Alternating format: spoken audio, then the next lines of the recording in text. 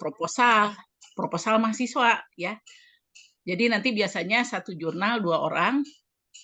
Jadi nanti tergantung dari proposal mahasiswa. Nah, nanti dari 2 orang itu dilihat mana proposal yang tepat untuk dimasukkan ke jurnal.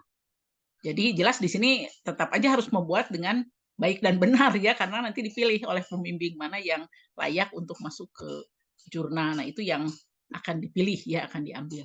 Nah, oleh karena itu kita coba persiapkan diri sebaik mungkin, karena saya sudah ngobrol dengan Kaprodi ya, mungkin semester depan Kaprodi yang ngajar pengembangan proposal. Itu ya paling hanya 3 pertemuan, udah itu ya mahasiswa harus menggali sendiri dan ada sidang proposal gitu ya. Jadi nggak banyak pertemuannya, jadi langsung sidang proposal. Jadi di sini kita coba membuat desainnya. Nah, nanti mungkin banyak beberapa apa namanya untuk seminarnya itu nanti seperti apa nanti di semester depan ya. Nah itu. Jadi itu yang utama ya. Jadi nanti membuat jurnal itu tidak asal dari mana saja, tapi dari proposal Bapak Ibu juga. Nanti dipilih dari 2 orang itu mana yang layak ya, mana yang layak. Jadi memang harus betul gitu ya membuat desainnya. Pertama itu, lalu kedua pada hari Kamis kemarin itu kita para dosen pembimbing itu dikumpulkan karena adanya penyesuaian sistematika proposal ya. Nah, jadi nanti sistematikanya itu agak berubah sedikit, nanti saya sampaikan ya. Nah, ini di sini Bapak Ibu membuatnya itu harus sesuai dengan sistematika itu. Jadi jangan sampai ada yang hanya sepotong membuat proposal itu, kesananya tidak ada. Nah, jadi tetap saya juga di sini akan menilai mata kuliah ini juga diantaranya dengan proposal ya. Jadi proposal juga desain ya, ini desain proposal, kemudian dengan produk ya. Tapi yang utamanya di sini karena memang mata kuliah metode penelitian ya proposal itu ya, proposal yang utama.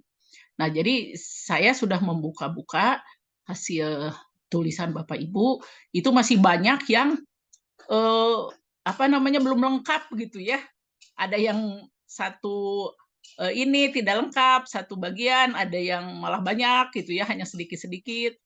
Kemudian juga banyak yang masih belum paham ya tentang isi proposal tersebut ya. Nah, oleh karena itu saya mengharapkan ini Bapak dan Ibu itu betul-betul membuat proposal itu sesuai dengan apa yang kami minta gitu ya, apa yang kami minta. Tapi ada yang sudah betul juga ada yang sudah betul. Saya memang mau memberikan contoh, tapi cari proposal yang pas itu, ya kebanyakan itu ketika ujian proposal itu mereka itu masih acak-acakan gitu ya. Tapi saya harap Bapak Ibu ini tidak demikian ya nanti itu. Jadi membuat proposal itu yang baik dan benar ya. Nah, tapi nanti saya mau memberikan contoh dari skripsi aja, dari tesis yang sudah dibuat oleh mahasiswa ya. Nah, nanti saya tunjukkan mana-mana saja yang harus dimasukkan ke dalam proposal ya. Nah, jadi tapi yang kemarin alhamdulillah ya Bapak Ibu sudah mencoba membuat, walaupun masih banyak yang tidak lengkap, itu sudah menunjukkan adanya upaya untuk membuat proposal tersebut. Tapi ada juga yang kelihatannya itu ngutip dari tesis yang sudah jadi ya, kelihatan ya, kelihatan. Tapi tidak apa-apa lah, karena ya mungkin karena dikejar waktu. Tapi untuk yang akan datang tidak demikian ya. Usahakan apa namanya masalah yang kita pahami sendiri ya, kemudian nanti diangkat menjadi proposal ya. Ya alhamdulillah itu kemarin sudah semua masuk ya, dan ini yang kemarin itu saya anggap itu sebagai nilai UTS ya, nilai UTS, nilai UTS. Tapi memang kemarin tidak masuk ke kolom UTS ya, masuknya ke tugas ya Pak ya, kemarin itu. Ya, tapi nggak apa-apa lah, nanti saya anggap itu sebagai UTS ya. Nah, kemudian hari ini juga ada satu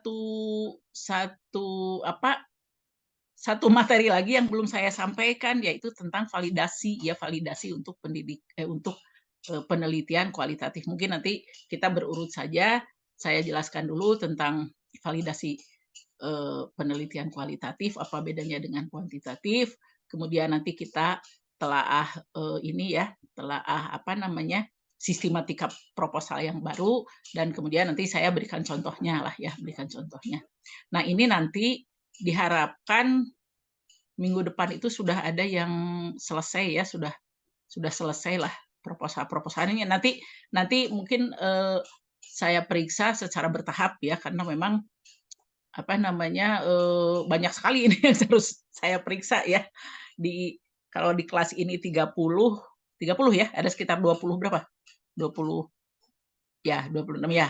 Sekitar itu. Kemudian di S3 juga saya 13 orang itu apalagi sedang mengembangkan proposal untuk langsung seminar dan langsung untuk membuat disertasi. Itu sudah lebih dekat lagi ke pembuatan disertasi. Mereka juga sekarang ini sudah saya tugaskan untuk menyesuaikan dengan sistematika yang baru, dan mungkin mulai minggu depan itu diperiksa satu persatu dan diperbaiki lah apa yang kurang dan apa yang cukup. Kalau itu udah tidak ada ampun lagi yang disertasi itu, karena mau langsung seminar proposal dan langsung membuat disertasi. Kalau ini masih bisalah ada mata kuliah seminar semester depan ya. Nah, jadi mungkin itu ya yang bisa saya sampaikan. Nah, barangkali sebelum saya lanjut ada yang mau ditanyakan dulu tidak? Dari saya, Ibu. Ya, mangga silakan. Waalaikumsalam warahmatullahi wabarakatuh. Waalaikumsalam warahmatullahi wabarakatuh. Dan Ibu Dokter yang saya muliakan. Ya, mau menanyakan sekitar proposal ini untuk tesis. Apakah boleh, misalkan kita sudah disetujui judul, misalkan seperti yang saya punya kemarin dari Ibu tentang ya, pengolahan kegiatan belajar mengajar di LKP LPK Kecamatan Ciamis misalnya.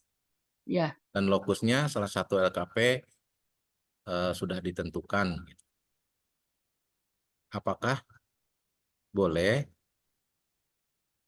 data-data yang lain seperti kan di bab 4 itu kalau nggak salah di pembahasan ya ada tempat lokus gitu, ada profil lembaga, ada visi misinya dan sebagainya.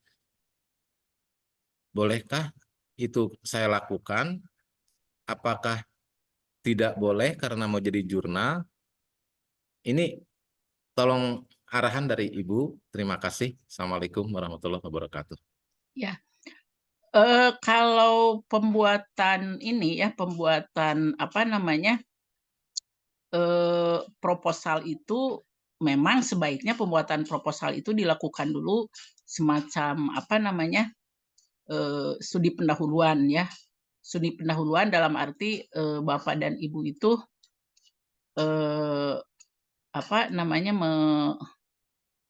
mengadakan semacam pengamatan lapangan ya, pengamatan lapangan. Walaupun mungkin pengamatan lapangannya tidak terlalu intens karena ini baru pengamatan sementara gitu ya, pengamatan sementara. Jadi tidak terlalu intens. Hanya perlu diketahui bahwa di sini kita tidak sampai bab 4, bab 5, enggak.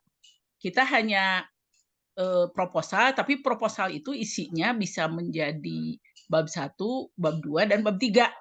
Kalau dikembangkan itu nanti. Jadi kita tidak usah bikin bab 4, bab 5 itu nanti. Kan itu dibuatnya nanti sesudah selesai proposal, kemudian kita ke lapangan ya. Dan kita ke lapangan itu baru digali ya, masuk bab 4, bab 5. Jadi sekarang cukup itu aja lah, pengamatan sementara. Karena memang untuk proposal itu juga kita harus didasarkan pada kondisi di lapangan, fenomena yang ada di lapangan itu seperti apa gitu. Ya. Karena kalau seandainya tidak melihat itu, ya bagaimana kita bisa mengatakan ada masalah ya? Betul. Kita kan tidak bisa mengatakan ada masalah. Nah, bisa kita mengatakan ada masalah itu karena kita melihat kondisi di lapangan. Jadi ada semacam studi pendahuluan lah, studi pendahuluan. Memang kalau saya lihat beberapa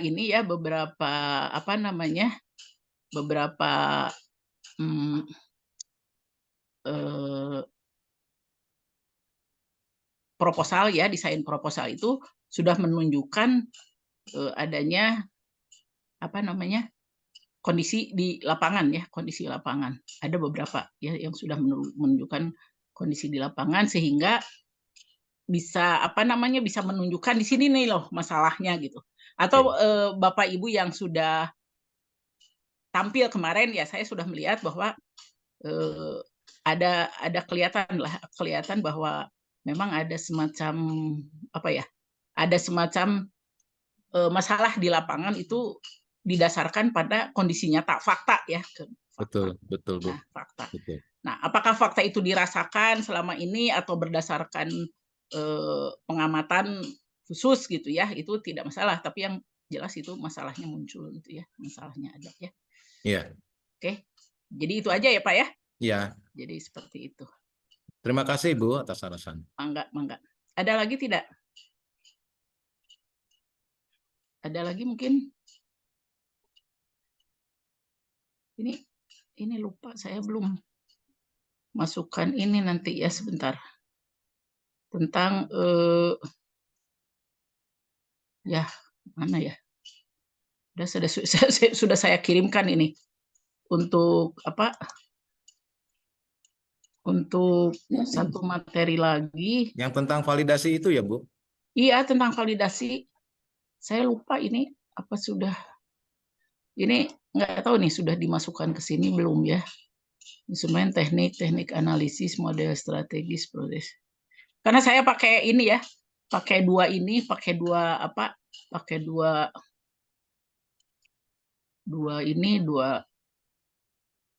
device, bukan pakai komputer dengan pakai laptop. Ini kalau untuk Zoom pakai laptop ya, tapi untuk kerja di komputer saya kemudian dipindah. Kayaknya belum dipindah deh. Instrumen, cara menentukan masalah. Atau nanti aja validasi, Ma ya. Nanti saya cari dulu ya. Kita bicara dulu tentang ini aja, tentang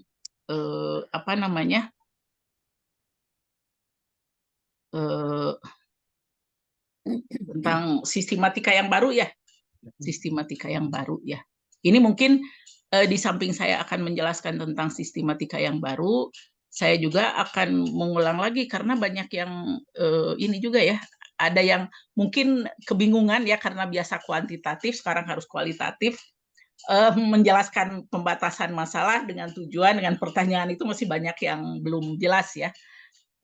Ada pembatasan yang masalah yang mengatakan ini lokasinya di sini, yang diteliti ini, padahal itu nanti ada bagian tersendiri. Kalau pembatasan masalah itu hanya masalahnya saja yang dibatasi, masalahnya apa saja misalkan ya. Nah itu. Nanti saya sudah bisa buka ini. Bisa, atau Bu, ini udah bisa ya. Nanti saya buka dulu ini. Mana sih? Tar.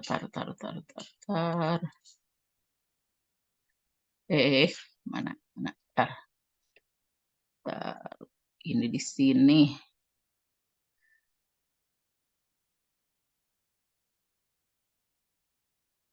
Tapi itu sudah dicoba dibaca di buku-buku penelitian tentang kualitatif. Belum. Coba dibaca ya untuk memperkuat atau untuk ya lebih paham ya. Kalau saya kan hanya inti-intinya saja, tapi nanti Anda ini harus. Nah, ini ya, sistematika proposal baru ya, terbaru. Nah, ini tetap di sini. Ini latar belakang ya. Nah, latar belakang sebetulnya tidak usah panjang lebar ya. Tidak usah panjang lebar. Jadi uraikan aja dengan apa yang seharusnya ada atau dilakukan dan apa yang terjadi saat ini. Misalkan saja tentang punya siapa kemarin yang sudah ditampilkan tuh? Punya siapa saja? Saya punya, udah ditampilkan. Boleh. Nah, Bapak yang seharusnya ada apa? Tentang pengangguran yang saya ungkap, Bu. Yang nanti outputnya dari lembaga kursus itu akan menghasilkan lulusan kursus yang bisa masuk ke DUDI. Ya. Seharusnya begitu ya. Iya. Kemudian ada aturan-aturan yang mendukung ya bahwa kursus itu ini. Nah, tapi kenyataannya saat ini apa? Ya, kenyataannya saat ini kan tidak banyak yang masuk ke DUDI misalkan. Betul. Ya. Misalkan itu. Nah, lalu datanya ada tidak? Bapak Ya. lihat datanya, kalau bisa data yang tidak hanya di lembaga itu, tapi secara katakanlah satu kabupaten ya, dilihat datanya kan di kabupaten itu misalkan LKP itu banyak. Nah, datanya Ya. mana yang sudah masuk kerja atau ke Dudi atau mana yang belum. Iya, Lalu ada betul. peraturan-peraturannya apa, lalu teori-teori tidak usah terlalu banyak lah, sedikit saja. Iya, Asal yang mendukung aja ya, yang iya, mendukung eh, apa yang dijelaskan oleh Bapak ya. Nah, iya, pada paragraf terakhir jelaskan apa masalahnya sehingga perlu diteliti. Misalkan masalahnya adalah apa namanya, lulusan lulusan LKP atau kursus ini atau dunia usaha belum siap menerima sepenuhnya lulusan LKP misalkan, atau apalah terserah ya iya, apa masalahnya, tapi jelaskan. Jadi membuat latar belakang itu seperti ini. Tidak usah latar belakang itu sampai puluhan lembar ya. Yang iya, penting memunculkan masalahnya secara jelas dan secara apa namanya, sesuai dengan fakta, apa iya, yang seharusnya ada dan apa yang terjadi saat ini. Faktanya apa gitu ya, iya, dikaitkan dengan data. Nah, seperti itu ya. Nah, kemudian perumusan masalah ini kan kemarin itu kita bicara tentang masalah apa yang akan kita hadapi ya. Nah, dalam perumusan masalah ini kita menggunakan pendekatan sistem. Jadi dalam perumusan masalah inilah dibuat bagan. Jangan lupa ya. Jadi bagannya nggak di mana-mana. Bagan itu hanya ada di perumusan masalah ya. Nah, tapi kan itu pendekatan sistem ya, ada input proses, ya, proses ada output input, ya. proses, output, ada outcome, kemudian ada apa namanya, instrumental input, ada environmental input. Nah, bagaimana keterkaitan antar ini apa namanya, antar si komponen-komponen tersebut. Nah, sehingga ini kemungkinan muncul ada masalah-masalah. Ini baru perumusan ya. Jadi nah dari komponen-komponen itu bisa muncul masalah. Nah, akhirnya di ujung penjelasan itu Anda jelaskan rumusan masalahnya. Jadi berdasarkan paparan di atas atau berdasarkan apa namanya, tulisan atau apalah ya, masalahnya itu terletak pada ini gitu ya. Jelaskan aja apakah di proses, apakah di output atau di outcome di mana ya. Jadi Anda rumuskan masalahnya. Kalau Anda bingung cara merumuskan masalahnya, saya katakan waktu kemarin, sudah saja judul ditanyakan. Misalkan judulnya manajemen apa namanya, pengelolaan atau manajemen apa ya, LKP ya, seperti kata Bapak iya. ya. Kemarin Ibu menyarankan ke saya pengelolaan kegiatan belajar mengajar di LKP LPK. Nah, pengelolaan kegiatan belajar mengajar di LKP. Nah, jadi perumusan masalahnya adalah bagaimana pengelolaan belajar di LKP. Itu aja. Kalau bingung ya, kalau Iya, bingung iya Bu.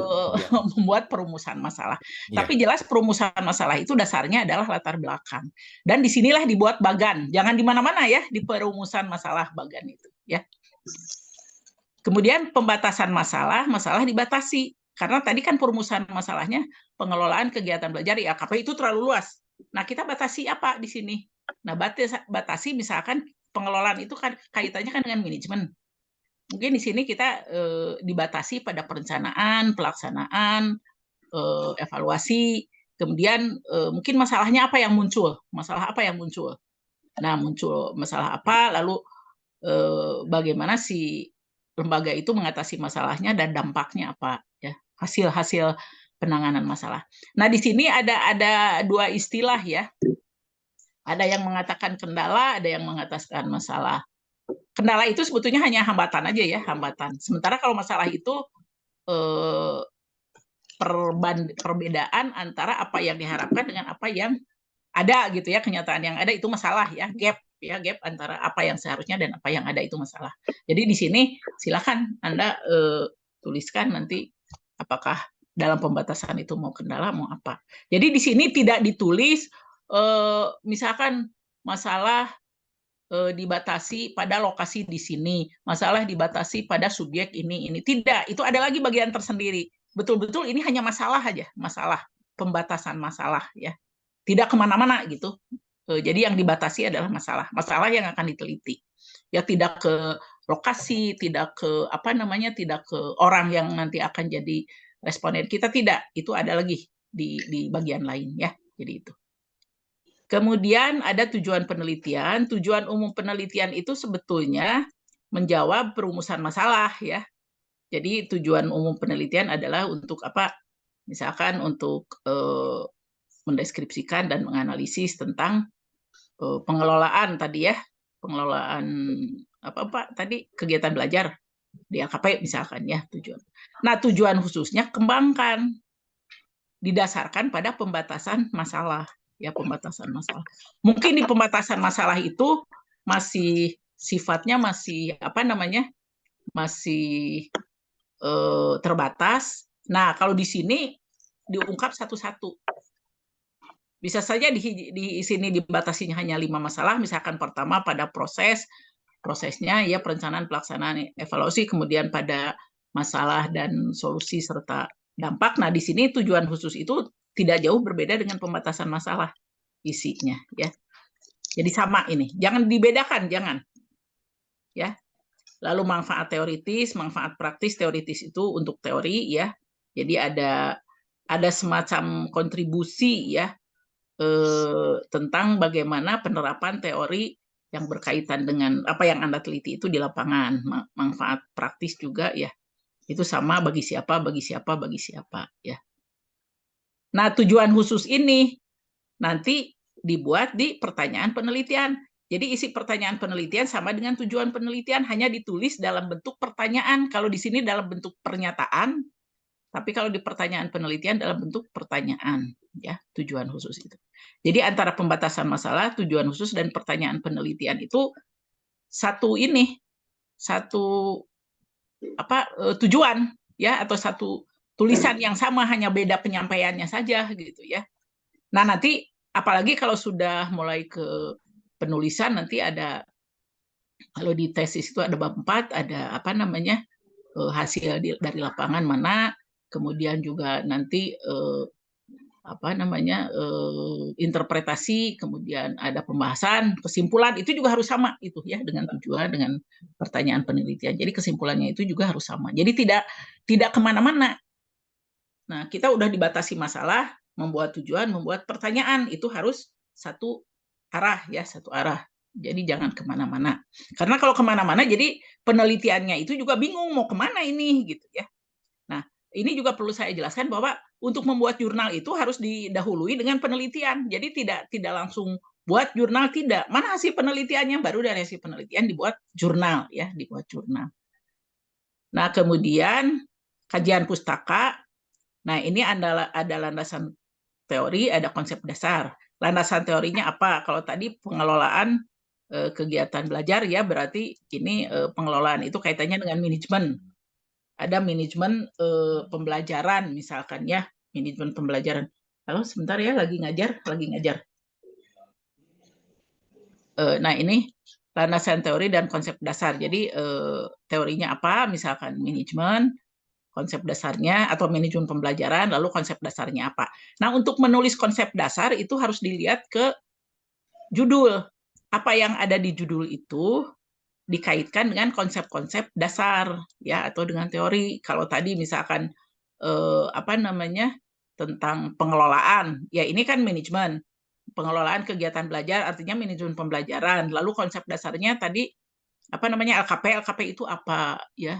Lalu dunia usaha itu apa ya. Kemudian juga konsep-konsep yang lainnya juga apa. Misalkan kemandirian atau kompetensi itu apa. Ya itu di konsep dasar ya.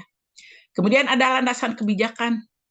Landasan kebijakan yang seharusnya itu apa untuk penelitian yang Anda lakukan. Nah, ini yang beda dengan kemarin ya. Kemarin tidak ada landasan kebijakan, sekarang ada. Jadi landasan kebijakan yang Anda buat untuk atau yang berkaitan dengan penelitian itu apa? Itu landasan kebijakan itu bisa dari undang-undang, dari peraturan pemerintah, peraturan menteri, peraturan pemerintah itu pemerintah pusat ya, undang-undang misalkan. Kemudian ada keputusan menteri, ada peraturan menteri, ya ada SK menteri, apalah terserah. Kemudian sampai ke daerah, sampai ke bawah ya. Itu landasan kebijakannya itu seperti apa. Jadi ini dituliskan di sini. Kemudian ada 6 sistem nilai. 6 sisi nilai Anda sudah tahu belum? 6 Oh, sistem yang nilai. 6 nilai itu yang, oh iya ya, pernah dikasih dari Bu itu, diinformasin Bu Helmawati. Oh ya, ya. Nah ini 6 sistem nilai masukkan ke sini. Itu sebetulnya Ya, bukunya ada ya, bukunya ada, ada. Bisa lihatlah di perpustakaan, bisa lihat. ada ya, betul ada. Ada ya. Tapi di sini juga 6 sistem nilai itu tidak blok-blok seperti apa yang ada di buku ya. Jadi Anda coba parafrase ya. Parafrase Ya. mana yang kira-kira apa namanya bisa dimasukkan ke sini. Mungkin Yang kalau di rukun buku iman, berlembar, rukun Islam itu. ya mungkin ini berlembar-lembar di buku kita coba ringkas sampai satu nilai berapa paragraf gitu ya. Jadi enamnya itu harus dimasukkan gitu. Enamnya harus dimasukkan di sana. Lalu penelitian terdahulu yang relevan ini bisa dilihat dari tesis yang ada ya di perpustakaan atau dari jurnal-jurnal ya, dari jurnal. Penelitian terdahulu yang relevan itu bisa dari jurnal, bisa dari tesis ya. Nah, kemudian prosedur. Nah, prosedur penelitian itu pendekatan penelitian. Kita kan menggunakan kualitatif ya. Pendekatan penelitiannya kualitatif, metode penelitiannya untuk kualitatif itu bisa deskriptif, bisa studi kasus ya. Tapi Anda harus bedakan antara pertanyaan untuk deskriptif dan dengan studi kasus gitu ya. Waktu itu kalau tidak salah pernah saya berikan ya di kelas ini. Nah, kemudian teknik dan instrumen penilaian. Teknik ini teknik apa namanya? Pengumpulan data ya. Ini teknik pengumpulan data dan instrumen penelitian. Teknik pengumpulan data itu untuk kualitatif itu wawancara, observasi, dan dokumentasi. Kalau mau ada FGD ya, focus group discussion itu juga bisa sebagai dasar untuk mengumpulkan data. Nah, instrumen penelitian sebetulnya dalam kualitatif yang jadi instrumen penelitian itu adalah peneliti itu sendiri. Kita membuat apa namanya panduan wawancara ataupun panduan observasi itu hanya untuk membantu kita agar tidak kemana-mana gitu ya, agar tidak kemana-mana. Tapi nanti di lapangan bisa dikembangkan lagi. Karena ini si instrumen itu sebetulnya peneliti, jadi bisa dikembangkan lagi oleh kita sesuai dengan kondisi yang ada nanti ya. Kita hanya awalnya kita membuat dulu, nah nanti baru ke lapangan ya. Nanti berkembang sesudah di lapangan. Nah ini lokasi dan sumber data di sini disimpannya. Lokasinya di mana, kenapa memilih, alasan memilih lokasi ini apa, ya. Lalu yang jadi sumber datanya siapa? Kita tidak ada populasi, ada juga apa namanya memang sampel tapi purposive sampling ya. Purposive sampling itu artinya siapa yang memungkinkan untuk menjadi sumber data. Jadi dipilihan ya. Kalau misalkan tadi di LKP ya yang jadi sumber data itu jelas ketua ataupun pemilik LKP-nya, instrukturnya, kemudian juga mungkin itu siapa penilik ya, mungkin peserta gitu. Jadi Peserta, ya. atau dunia usaha. Jadi dipilih yang kira-kira bisa memberikan data sesuai dengan yang kita harapkan. Dan itu sumber data itu bisa di lapangan bisa berkembang. Itu yang disebut snowball itu ya. Jadi di lapangan itu bisa berkembang. Tidak hanya apa yang kita buat di sini, nanti ketika penelitian, oh ini ada yang bisa memberikan data yang memungkinkan, ya kita bisa tambahkan itu ya, tidak masalah ya. Tapi untuk lokasi jelaskan ya, alasannya kenapa kita ngambil lokasi itu, lalu sumber datanya siapa saja, dan jelaskan juga kenapa mengambil sumber data ini ya. Lalu teknik analisis datanya, ini sudah saya jelaskan waktu yang lalu, ada teknik yang dari Miles and Haberman, ada yang dari siapa itu satu lagi, lupa saya. Ada ya, ada apa namanya, ada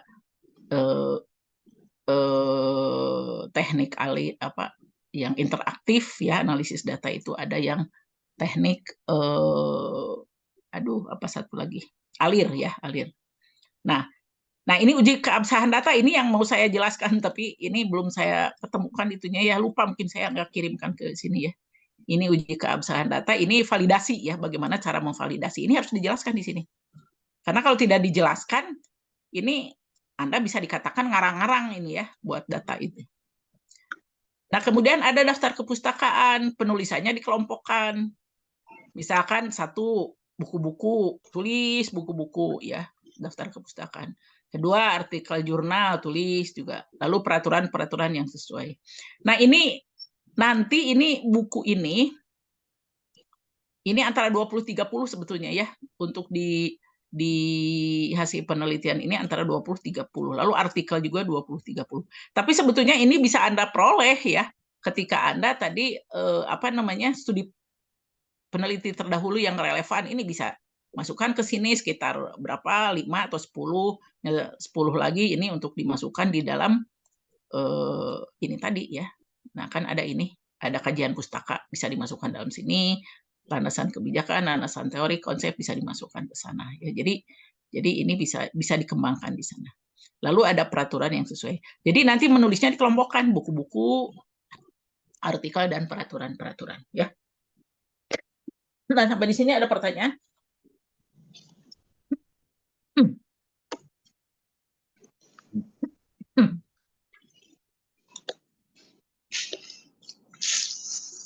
Silakan.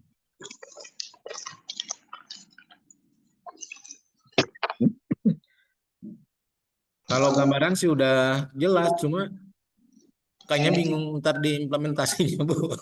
Nanti saya kasih contoh ya. Oh iya, Bu. Tapi ini gambaran dulu lah.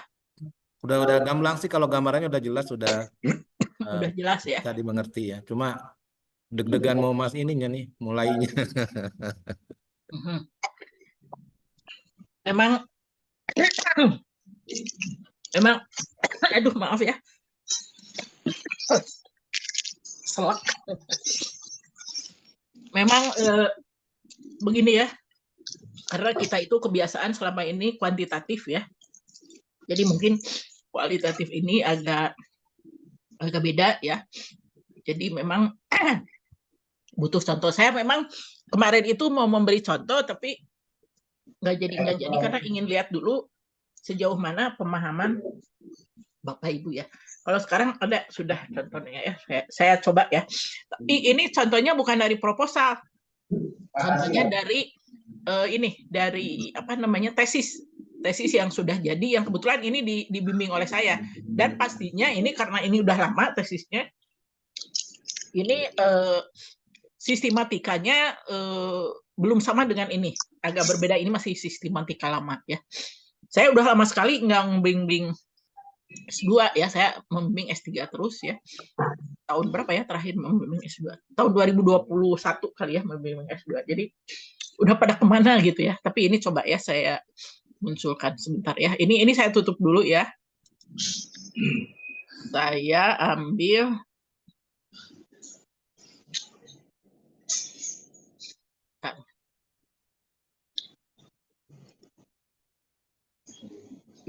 tuh. Ini belum diambil dari ini. Sebentar. Saya ambil dulu. Ya.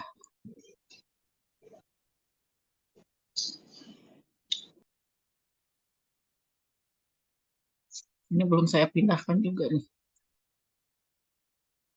Sistematika proses. Mana ya?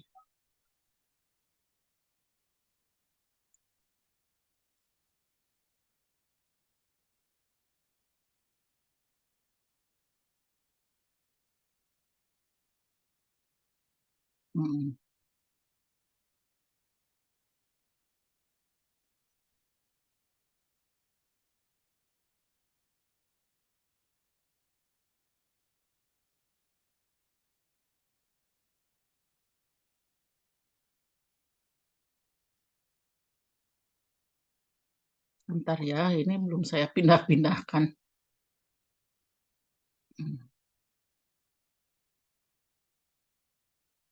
Ya.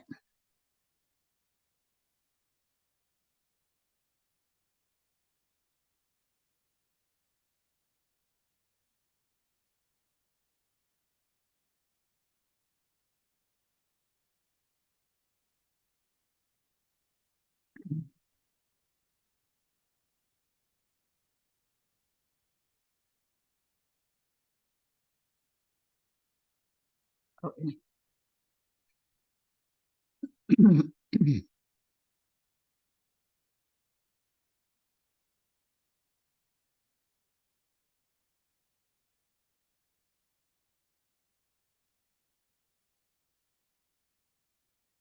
Ya, jadi sekali lagi ini saya ngambilnya dari tesis ya, dari tesis yang sudah jadi.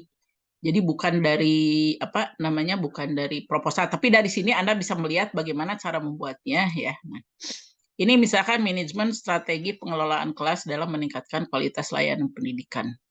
Ya, sebetulnya cukup strategi pengelolaan kelas aja ini ya. Ini ada manajemennya bisa dibuang ya, karena pengelolaan dengan manajemen itu juga sebetulnya. Nah, ini latar belakang masalah ya. Latar belakang masalahnya memang ini agak banyak ya, tapi tidak sebanyak yang saya temukan di tempat lain ya. Nah, ini bisa nanti Anda baca ya, bagaimana. Nah, perumusan pembatasan masalah. Nah, ini ya perumusan masalah dalam penelitian ini yaitu pengelolaan kelas yang belum efektif. Dapat dilihat dari kondisi pembelajaran yang belum efektif, suasana kelas yang ini bla bla bla ya. Kemudian kurangnya minat mahasiswa untuk mengikuti pembelajaran. Nah, ini dijabarkan di sini. Dari faktor-faktor masalah tersebut, dapat mengakibatkan kualitas pembelajaran menurun. Keberhasilan siswa, ini raw input ya, si siswanya terhambat, dan kualitas lembaga terkait juga berkurang. Namun kualitas layanan, nah ini ya, ada instrumental inputnya, ya. Kemudian, nah instrumental input meliputi kurikulum, sarana prasarana, ini ya. Lalu input lingkungannya yang meliputi dukungan positif dari lingkungan keluarga dan masyarakat. Setelah adanya input dalam lembaga dan maka diproses dengan merencanakan pengelolaan kelas, melaksanakan perencanaan, mengevaluasi ya bla bla bla bla. Lalu ada kendala, ada masalah, dan di sini ada output dan outcome. Nah, adapun perumusan masalah dalam penelitian ini dapat digambarkan dengan pendekatan sistem. Nah, ini seperti ini ya. Baru digambarkan raw inputnya apa, prosesnya bagaimana, outputnya apa, nah outcome-nya bagaimana ya. Kemudian ini ada lingkungan, input lingkungan, dan ini input sarana. Kalau pembelajaran, ini ada kurikulum, sarana prasarana, ada SDM ya, tenaga pendidik dan kependidikan, ada peraturan pemerintah. Jadi jangan semua peraturan pemerintah di sini ya, jangan semua peraturan pemerintah. Nah, ini judul gambar itu di bawah, jangan di atas. Nah, kemudian kita lihat di sini, ini kan ada keterkaitan ini dengan ini. Ini sebetulnya dari proses harusnya ada panah, ini nggak ada panahnya ya. Ke output dan outcome ini harusnya ada panah. Nah, baru ini ada feedback. Ya, ada feedback. Ini feedbacknya putus-putus. Bisa juga ini di samping outcome ke raw input, ada juga bisa ditambah ya feedbacknya itu dari output ke proses. Ini feedback juga ya, output ke proses.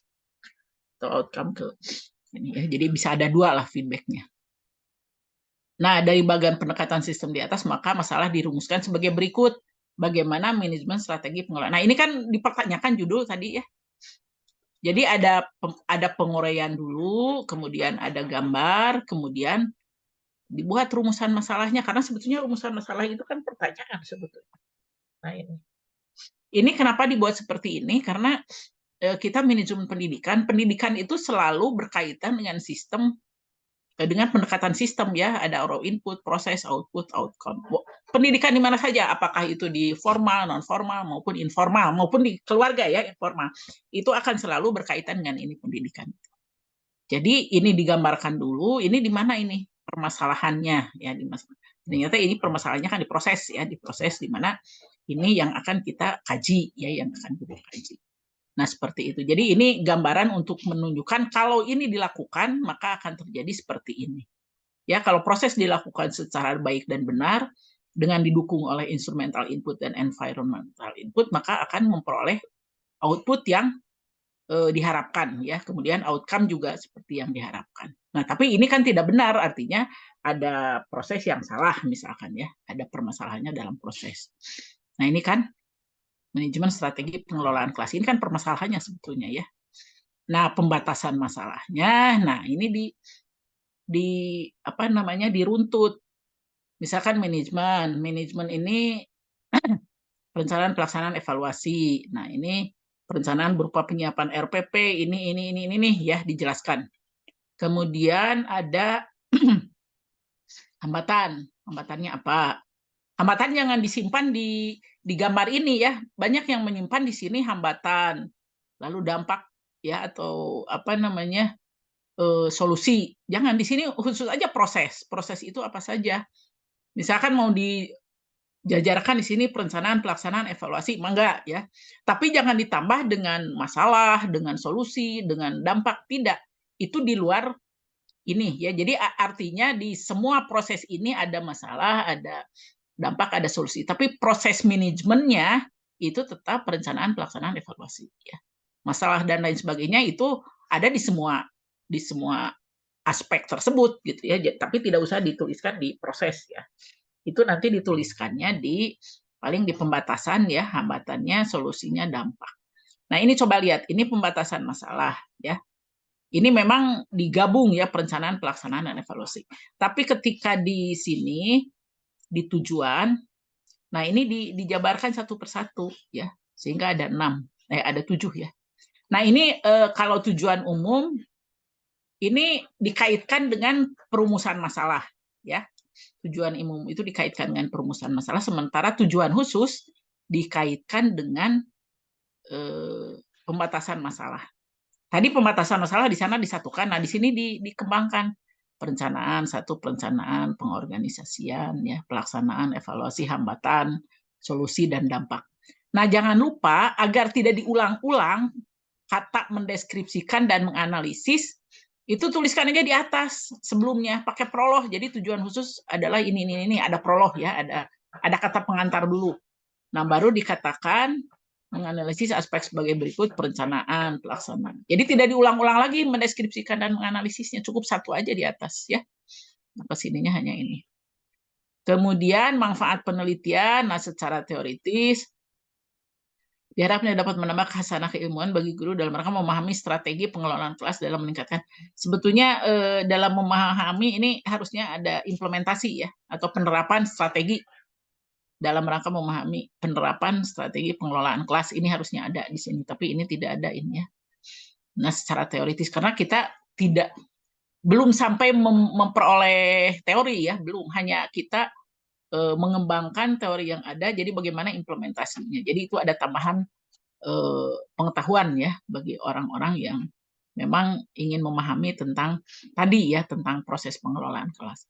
Nah, terus secara praktis ini bagi lembaga, mungkin ini bagi guru, bagi apa lagi ya, silahkan. Ini belum lengkap sebetulnya ya, bisa ditambahkan ya. Kemudian asumsi. Nah, asumsi ini adalah pendapat peneliti. Seperti di sini, peneliti berasumsi bahwa guru kelas mampu mengelola ini. Nah, tapi untuk menguatkan apa yang diasumsikan oleh peneliti, maka dikaitkan dengan konsep atau dengan teori ya. Jadi di sini ada teori atau konsepnya yang mendukung. Tidak usah banyak-banyak ya, karena hanya untuk mendukung aja asumsi peneliti apa. Jadi di sini bukan asumsi itu bukan menjelaskan tentang apa namanya definisi, bukan menjelaskan definisi dan bukan menjelaskan panjang lebar tentang kajian kepustakaan. Di sini hanya asumsi aja. Jadi peneliti ini berasumsi bahwa ini. Seperti kita pelajari waktu yang lalu bahwa asumsi itu merupakan dugaan sementara ya terhadap apa yang akan kita teliti. Hanya kalau asumsi tidak usah dibuktikan, kalau hipotesis, nah bedanya dengan hipotesis, kalau hipotesis harus dibuktikan gitu ya. Nah bedanya. Nah ini ya diberikan ini seperti ini, ada tambahan. Lalu pertanyaan penelitian, nah ini sama dengan tujuan penelitian, pertanyaan itu. Ini tujuan ini kan ini 7 ya, 7. Nah ini juga di sini harus 7 tapi dengan kata tanya, dengan kalimat tanya. Pertanyaan perencanaan dalam ini belum dipakai kata tanya, ini salah. Ini saya salah ngutip ini yang belum diperbaiki. Jadi pakai kata tanya itu bagaimana perencanaan dalam ini, bagaimana pengorganisasian, bagaimana pelaksanaan, bagaimana evaluasi, apa saja hambatan dan masalah dalam pelaksanaan strategi pengelolaan kelas, bagaimana solusi, apa dampaknya. Anda harus membedakan antara bagaimana dengan apa. Bagaimana itu kaitannya dengan proses, sementara apa itu kaitannya dengan apa namanya pernyataan kita tentang sesuatu yang dihadapi gitu ya. Tapi bukan proses gitu ya, keadaan lah, keadaan. Dampak juga itu kan apa dampak manajemen strategi. Ini nanti saya perbaiki dulu ya. Ini kayaknya lupa sih anak itu ya. Lupa. Nah ini dengan kata tanya ya, bukan kata pernyataan. Nah, lalu ada prosedur penelitian, pendekatan dan metode, pendekatannya kualitatif dan metode deskriptif, teknik pengumpulan data. Ini kenapa menggunakan pendekatan kualitatif dan metode deskriptif? Alasannya apa? Ya. Lalu teknik pengumpulan data, ini ada wawancara, ini wawancara tujuannya apa, kepada siapa. Jadi di sini kita tidak usah menuliskan wawancara adalah bla bla bla bla bla apa namanya? Definisi, karena di sini prosedur penelitian bukan metodologi penelitian yang ditulis itu. Jadi prosedurnya aja seperti apa gitu, langkah-langkah Anda di lapangan. Jadi wawancara, nah ini ya kepada siapa saja, observasi untuk melihat apa saja, lalu dokumentasi apa saja yang dikumpulkan ya. Nanti bisa dilihat. Kemudian teknik analisis, kalau ini menggunakan, nah ini analisis data dilakukan sejak awal. Berdasarkan hal tersebut, maka data dikumpulkan. Nah ini ada analisis pada saat pengumpulan, ada analisis setelah data terkumpul. Nah ini memang analisisnya ini agak kurang. Ini kayaknya saya salah ngambil ya, yang masih harus diperbaiki oleh yang bersangkutan. Tapi di sini harusnya dituliskan menggunakan teknik analisis seperti apa. Kalau tidak salah sudah saya sampaikan ya waktu yang lalu dengan gambarnya ya, gambar untuk teknik analisis data. Ada kan ya? Ya, ada Bu. Ada. Ya. Nah itu aja lihat itu. Lalu penjelasannya di internet juga banyak penjelasannya ya, bisa dicari. Nah lalu lokasi dan ini, nah ini juga lokasi dan subjek penelitian ini di mana alasannya apa mengambil lokasi ini. Ini tidak ada nih alasannya. Alasannya ya, ini ditulis alasannya apa, dengan alasan apa, sedangkan subjek penelitian terdiri dari ini. Ini untuk sementara sebetulnya ya, nanti di lapangan beda lagi. Nah ini sampai sini. Nah ini untuk apa namanya? Untuk tadi ya. Nah ini untuk nanti untuk kajian teoritis saya lihat di atau saya ini kan dulu ya. Saya ini dulu jangan ini ya, jangan ini. Nah, ini untuk nambah di bab 1 tadi kalau tidak jelas Anda bisa lihat di bab 3. Ini saya berikan bab 3-nya ya. Bab 3-nya mana tadi Zoom? Saya berikan ini bab 3-nya. Ini bab 3-nya ini bisa melengkapi apa yang akan Anda buat tadi ya. Nah, ada pendekatan, ini ada apa lagi?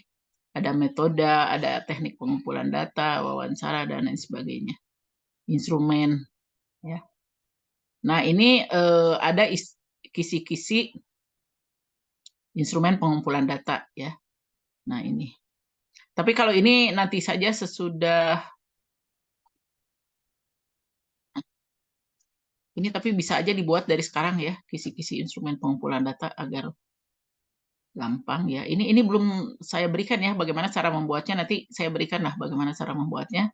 Lalu lokasi dan subjek penelitian ini di mana saja, lalu subjek penelitiannya, ya sumber datanya, teknik penelitian, ada tahap orientasi, ada eksplorasi, ada tahap member check. Nah ini kebetulan dia membuat gambar ya. Nah seperti ini. Nah, teknik analisis datanya, reduksi data, penyajian data, penarikan kesimpulan ini berdasarkan Miles and Haberman. Ini sebetulnya ada gambarnya ya. Gambarnya seperti yang sudah saya jelaskan kemarin. Jadi ini untuk nambah tadi ya di apa namanya? Metode penelitiannya ya, prosedurnya. Lalu ada pemeriksaan keabsahan data. Ini sebetulnya pemeriksaan keabsahan data itu sama dengan tadi ya. Uji untuk mengetahui kelayakan data gitu ya. Nah ini ya. Ini nanti bisa dilihat di bab 3 ya. Nah, kemudian bagaimana cara membuat ini cara membuat nah ini ya. Nah, cara membuat tadi untuk kajian pustakanya ya. Kajian pustaka. Nah, ini. Ini kajian pustaka ini. Nah, ini judulnya itu dikaitkan dengan penelitian ini sendiri ya. Nah, bagaimana? Ini kemarin itu ada landasan teologis, sekarang tidak ada ya, tidak ada landasan teologis. Jadi langsung ke landasan filosofis ya, landasan filosofis sama 6 sistem nilai. Ya, kemudian ada landasan teoritis. Nah, ini lihat ya, bagaimana dia ini karena strategi pengelolaan kelas, dia bicara tentang strategi pengelolaan kelas ya. Nah, jadi teori tentang strategi. Kemudian di sini dia juga kualitas pembelajaran karena judulnya ada tentang kualitas pembelajaran. Kemudian juga ada tentang implementasi strategi pengelolaan kelas bagaimana ya. Nah, ini. Kualitas layanan seperti apa ya. Ini juga ada kaitannya dengan judul ya. Nah, kemudian ini bisa lihat juga mungkin ada apa namanya? Ada beberapa aturan nah, kepuasan pelanggan ya seperti apa. Nah, ini. Jadi yang terkait dengan judul aja. Kajian konsep manajemen, strategi pengelolaan kelas. Nah, ini banyak ya, ini lumayan banyak. Anda mau sebanyak ini juga boleh gitu ya, agar nanti tidak repot-repot lagi ketika apa namanya membuat jurnal. Tapi terserah lah, paling tidak garis besar dari teori ini bisa muncul nanti ya, bisa muncul di dalam kajian teori ya. Ya itu ada pertanyaan barangkali silakan. Izin bertanya, Bu Dokter. Ya, mangga. Baik, tadi kan pada saat kita mengambil data dengan wawancara, dokumentasi, dan observasi, Bu ya. Ya. Kalau di kuantitatif dulu, Bu, waktu S1 kita ada istilah instrumennya divalidasi dulu, Bu. Ya. Apakah itu di kuantitatif, apakah di kualitatif di S2 ini ketika kita sudah membuat instrumen wawancara, kemudian instrumen observasi, itu kita harus melalui tahapan divalidasi dulu nggak, Bu? Enggak, tidak usah. Ya, karena usah. Tadi ya instrumen penelitian itu sebetulnya si peneliti itu sendiri ya. Hanya kita membuat pedoman wawancara, pedoman observasi, pedoman untuk mengumpulkan dokumen itu hanya untuk mengantarkan kita ke lapangan. Menurut pendapat kita, oh nanti wawancara itu ditanyakan ini. Tapi ternyata di lapangan bisa berbeda. Nah, si peneliti ini sendiri bisa merubah gitu ya, atau bisa menambah pertanyaan-pertanyaan di lapangan. Sehingga yang memvalidasi ini sebetulnya peneliti itu sendiri, tidak usah orang lain gitu. Jadi tidak ada ini kan kalau kualitatif itu dari awal itu juga sudah apa namanya disesuaikan dengan kondisi yang kita hadapi di lapangan nanti ya. Jadi tidak harus di apa namanya di kerangkeng gitu ya kan. Kalau kuantitatif itu judul aja harus sama dengan variabel yang kita teliti. Lalu variabel ini tidak boleh berubah-ubah ya, karena kalau berubah berarti akan menghancurkan penelitian itu sendiri. Betul. Karena tidak sesuai dengan hipotesis ya. Nah, betul. Hipotesis ini yang akan kita uji berdasarkan variabel yang mana variabel ini tercantum di judul. Sementara di kualitatif judul itu bisa saja nanti berubah ya. Berubah itu dalam arti masalahnya tetap itu, tapi mungkin di lapangan ini tidak sesuai dengan judul yang kita buat, bisa saja kita rubah sedikit gitu. Itu tidak masalah ya kalau kualitatif itu. Jadi tidak usah ada validasi, tidak usah ada validasi. Jadi, validasinya oleh diri sendiri ya, oleh diri sendiri dan nanti oleh pembimbing ya, oleh pembimbing di validasinya itu. Nanti makanya uji validasi ini tadinya hari ini mau saya sampaikan, tapi ternyata saya lupa, belum saya pindahkan ke sini dari komputer ya. Nanti saya akan jelaskan bagaimana cara memvalidasi hasil penelitian kita ya dalam kualitatif ya. Kualitatif. Ya. Jadi kalau di kualitatif mah kita mengacunya kepada asumsi, Bu ya. Bukan kan apa namanya, kalau di kuantitatif kan ada hipotesa, Bu ya. Hipotesa. hipotesa diterima atau diterima atau ditolak itu kan dari hasil penelitian gitu ya Ya, hipotesanya Bu ya. Nah, ya, kalau di kualitatif kan ada asumsi Bu ya. ada asumsi. Jadi Asumsi itu pendapat si, jadi apa peneliti. ya? Ya, jadi sebetulnya hampir sama dengan hipotesis ya. Jadi apa namanya? Jawaban sementara terhadap hasil penelitian ya. Nah, tapi ini tidak perlu diuji ya, tidak perlu dibuktikan. Kalau hipotesis kan harus dibuktikan. Kalau Ya, ini tidak perlu dibuktikan karena kemungkinan di lapangan itu berkembang gitu ya. Kita hanya melihat sementara atau menurut apa yang kita dengar, apa yang kita lihat, tapi ternyata di lapangan itu ketika kita gali beda gitu. Ada hal-hal yang berbeda. Jadi kita mencarinya makna ya, kondisi yang ada di lapangan itu seperti apa ya. Jadi bukan hanya dilihat di permukaan, tapi dilihat secara lebih mendalam. Ya, mendalam. Ya, baik. Terima kasih Bu. mangga, mangga. Ada yang bertanya lagi, silakan.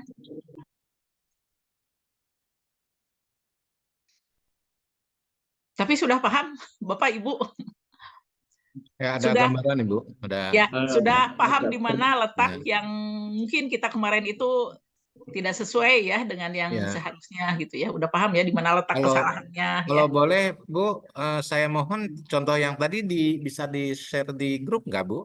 Boleh, nantilah saya share di grup. Iya, Cuma nanti makasih. mau saya perbaiki dulu sedikit ya. Itu Iya. kemungkinan yang saya masukkan itu yang belum saya periksa gitu ya. Nanti Iya. saya tambahkan tadi ya. Nanti sedikit. Ya. Nanti bisa di-share di grup. Ya. Susunan itu makasih, Bu, Bu. susunan Izin, Bu. sistematikanya itu Bu yang penting Bu. Sistematika ya, Ya, sistematika nanti mohon. saya share di grup. Ya, semua saya share lah di grup ya. Siap Bu. Terima kasih Bu. Nuhun Bu. Enggak, sama-sama. Izin Bu. Ya, mangga silahkan Pak Erwin. Bu, yang sedang kita kaji misalnya pada permulaan itu kan kita belum menentukan judul. Yang kita lakukan adalah menggali dulu atau mencari masalah apa yang mau dimunculkan atau mau dikaji. Nah, pada prosesnya Bu, misalnya ternyata katakanlah dari rumusan yang mau kita munculkan itu ada 3 masalah Bu. Ternyata kita malah tertarik lagi misalnya ada masalah baru, tetapi kita memerlukan format lagi atau harus merubah yang sedang kita kaji Bu. Karena temuan baru ini, karena kan kita belum menentukan judul. Itu kira-kira bagaimana Bu? Ya, itu nanti bisa dibicarakan dengan pembimbingnya.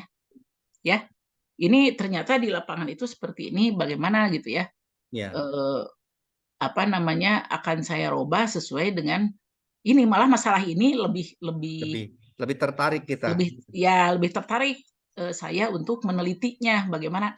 Nah, ini biasanya, tapi memang untuk kepentingan proposal judul sekarang itu harus ada tetap ya, harus ada judul itu. Walaupun nanti pada pelaksanaannya, prakteknya ketika kita melakukan penelitian kan bisa berubah. Nah, nanti kalau seandainya itu juga bisa juga berubah, Pak. Jadi tidak seperti apa yang kita munculkan saat ini. Tapi mungkin perubahannya kan tidak terlalu besar, mungkin paling tidaklah ada kaitan dengan apa yang kita ingin kaji sebelumnya gitu ya. Ya, itu bisa. Ya, dengan pembimbing aja nanti dibicarakannya ya. Bagaimana, karena nanti membuat jurnal juga ada pembimbingnya. Ya. Ini Bu, jadi kemarin tuh ada mata kuliah yang saya ikuti. Kebetulan saya sebut aja, kasih contohnya itu tentang non formal Bu. Ya. Nah, ternyata untuk non formal itu sebenarnya satu sisi penting banget malah. Yang kedua banyak masalah Bu. Memang, karena non formal ini tidak segampang apa yang mau kita ini kan, dan cakupannya luas, melibatkan stakeholder yang bermacam-macam. Dan ini memerlukan satu planning ataupun perencanaan yang kita mau buat. Nah, maksud saya ke pertanyaan yang barusan, apabila dalam perjalanannya ternyata ada skala prioritas yang mau saya dalami, ternyata ada lagi Bu, karena ini kan dinamis Bu. Kalau non formal itu kita banyak menemukan masalah gitu loh Bu. Nah, ini yang saya maksud gitu. Ya, Bisa saja. Makanya gini, diperlukan ada apa, penelitian pendahuluan. Misalkan Bapak mau membuat proposal sekarang, ada kan sedikit lah apa namanya, pengamatan atau wawancara, ini Ya. sebetulnya gimana, sehingga kita paling tidak masalahnya sudah kelihatan muncul ya. Walaupun nanti ada perubahan, tapi tidak terlalu merubah secara signifikan gitu ya. Nah, itu. Kalau merubah secara keseluruhan kan Bapak juga kasihan juga nanti ya. Ya, dibongkar itu. Dibongkar. Nah, jadi dari sekarang itu ada penelitian pendahuluan dulu. Betul tidak seperti itu? Bapak kan mau mengkaji tentang apa? Pelatihan ya? Latihan Bu, vokasi. Pelatihan. Ya. Memang pendidikan nonformal itu banyak masalah, tapi aturan pemerintah sekarang sudah banyak sebetulnya. Iya. Sudah dengan banyak. dengan instrumen dari kebijakan pemerintah kan saya ngamatinya 2 faktor Bu. Satu eksternal, satu internal. Ketika eksternal itu kan salah satunya dengan stakeholder yang dikaitkan karena kita nanti butuh mereka Bu, kemitraan. Ya. Barangkali bisa ada satu pelatihan yang syukur-syukur bisa didanai atau dibiayai sehingga menjadikan satu program kan gitu Bu. Nah, sisi lain kita juga harus ngikutin aturan yang ada di kebijakan pemerintah sehingga tidak nabrak gitu loh Bu. Ya. Nah, untuk naik kelasnya ini kan non formal luar biasa Bu, effort yang harus kita keluarkan. Ya memang ya. Ya. Memang. Itu Bu maksudnya Bu. Tapi alhamdulillah sekarang itu kan ada akreditasi ya, sehingga pengakuannya itu pengakuan lebih baik daripada sebelumnya gitu ya, daripada tahun-tahun dulu ya. Tahun yang lalu. Bu. Ya.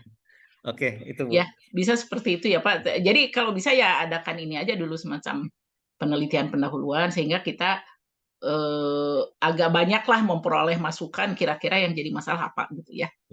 Sehingga nanti tidak terlalu dibongkar banyak gitu ya. Kasihan juga kalau dibongkar besar-besaran, terlambat nanti ya. Iya Bu. Iya. Ada lagi Bapak Ibu, silakan. Timur. Yang belum jelas siapa lagi? Saya sampai jam berapa ya? Ibu sampai di jadwal jam 10 ya? Jam 10 jam 10 ya? Bu. Jam 10 ya? Ya. Kalau tidak ada, saya mau ini dulu ya. Ada, silakan. Siapa ini? Ibu Yana, Pak Yana? Yang mau bicara siapa? Ada lagi yang akan bicara? Ada pertanyaan kan? Silakan, ada yang mau bertanya lagi? Pilih ayah kata Rosan. Silakan. Ini siapa? Pak Yana, Ibu Yana nih. Mau nanya? Pak Yana. Pak Yana, kalau perpan Pak Yana. Nah, sinyalnya awan, Bu. Oh, sinyalnya awan. Dari mana Pak, Bapak? Di luar kota? Ya. Kalau itu dimatikan aja ininya Pak, dimatikan apa? Kamera. Videonya, matikan videonya, suaranya aja yang kedengaran, nggak apa-apa. So, silakan bisi, sinyalnya nggak kuat. Iya. Ya. Yang lain ada lagi, emang nggak? Silakan. Ibu-ibu mana? Ibu-ibu belum kedengaran suaranya. Ada tidak? Yang mau apa namanya? Yang mau bertanya? Atau sudah jelas ibu-ibu? Kalau dari penjelasan, insya Allah Bu sudah paham, tinggal mengaplikasikan, merubah yang sebelumnya mungkin Ibu ya? Iya, merubah yang sebelumnya disesuaikan dengan yang sekarang ya. Betul. Iya. Ini nanti saya cari ini dulu. Sambil saya ini nyari-nyari ini ya. Mangga silakan siapa yang mau bertanya lagi. Ini untuk uji validitas ya. Ada yang akan bertanya lagi, silakan. Saya Bu. Ya, mangga silakan Pak Asep. Ya, terima kasih Bu Dokter. Ini mungkin tentang lokus ya Bu ya. Ya. kan kalau di judul saya itu adalah tentang model bagaimana penerapan apa namanya itu karakter, pendidikan karakter di SMA gitu Bu. Cuman saya lokusnya itu ngambil 2 sampel itu yang dua sekolah swasta gitu Bu. Nah, apakah perlu ditambah di dalam sampelnya? Karena kan titik beratnya saya ngambilnya di Kota Bandung gitu Bu. Jadi Ya. tidak apa namanya, kan Ibu pernah mengatakan harus ada perwakilan tiap wilayah. Nah, kalau hanya 2 itu di dalam sampel itu apakah sudah memenuhi atau ada standar khusus Bu tentang pengambilan sampel untuk apa namanya, pendidikan karakter di SMA untuk peningkatan mutu pendidikan di sekolah tersebut gitu Bu. Ya. Nah itu mungkin Bu, gimana Bu? Ya. Bapak mau mengambil yang sudah berhasil atau yang tidak berhasil? Saya mengambilnya yang sudah berhasil Bu. Jadi intinya Nah. dengan adanya pendidikan karakter di 2 sekolah ini meningkatkannya output-nya itu terhadap kualitas lulusan, itu baik secara akademik ataupun kualitas lulusan di dalam bagaimana mengelola secara mandiri dirinya sendiri gitu dalam pendidikan karakter itu sendiri. Ya. Bapak itu swasta semua ya Pak? Ya, betul Bu. Ada yang negeri nggak? Kalau negeri Sudah paling bagus. kalau di sekolah, misalkan di sekolah saya sendiri Bu, itu nggak ada jadi masalah Bu. Oh jangan. Jangan ya Bu ya? Jangan. Kalau negeri saya belum bisa melihat secara utuh nih pendidikan karakter yang berhasil. Nah ini Ya. juga harus ngambil data dulu Bu gitu. Ya, karena kalau di sekolah sendiri nanti Bapak pakai kalau Iya. ada yang jelek, masa menjelek-jelekan sekolah sendiri, ya. Ya, Bu. Jadi bias nantinya ya. Jadi bias lah baiknya. Kalau misalkan Bapak tadi gimana tadi ngambil sekolah ya. Kalau bisa satu negeri, swasta satu, jadi Bapak bisa melihat bagaimana sebetulnya hal yang baik dari sekolah tersebut untuk mengembangkan pendidikan karakter. Ya, kan negeri dengan swasta itu beda ya Pak ya. Betul. Kalau swasta itu karena memang kebanyakan swasta itu kan kalau yang bagus itu ditunjang dengan dana yang besar ya, itu dari orang tua ya. Nah, itu sangat memungkinkan untuk membuat berbagai model yang diharapkan akan mendukung ya perkembangan si anak. Nah, tapi kalau di negeri kan terbatas dari pemerintah begini. Kalau misalkan ditambahkan lagi dananya, mungkin orang tua akan mengeluh ya, komplain gitu gimana. Nah, tapi bukan tidak mungkin negeri itu pun bisa mengembangkan model pendidikan karakter yang tepat gitu untuk anak gitu ya, untuk perkembangan anak. Jadi kita lihat aja di 2 sisi Pak, di swasta, di negeri, sehingga ada perbandingan. Ya walaupun kita di sini tidak perbandingan, kita hanya melihat di sini kebaikannya bagaimana, di sini seperti apa, nanti kita gabung menjadi satu gitu ujungnya itu di kesimpulan itu. Bahwa yang baik untuk mengembangkan pendidikan karakter itu yang seperti ini gitu. Yang seperti ini. Ya. Kalau hanya di swasta aja tekaci lah. beda kondisinya ya swasta aja. Betul, apalagi betul. Bapak swastanya mau ngambil yang mana? Rencana sih sebenarnya di SMA PGI 1 Bu di Jalan Panatayuda, kemudian satu lagi di SMA Alpha Centauri. Ya itu mah bagus-bagus satu. Nah itu yang sudah berhasil saya perhatikan secara fakta di lapangan yang sudah berhasil itu Bu. Memang bagus ya. Ya itu kan mahal sekolahnya, Centauri juga lumayan, itu PGI juga lumayan gitu ya. Dana yang diambil dari orang tua ya pembayarannya.